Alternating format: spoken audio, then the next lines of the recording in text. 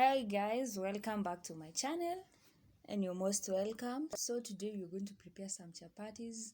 All I used was wheat flour, some salt and sugar. I mixed them together and added in some warm water.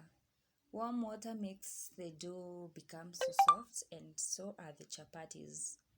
So after that you cover your dough for some time like that. Then you start kneading the dough and you can use some oil. It makes the chapos have those layers. mm.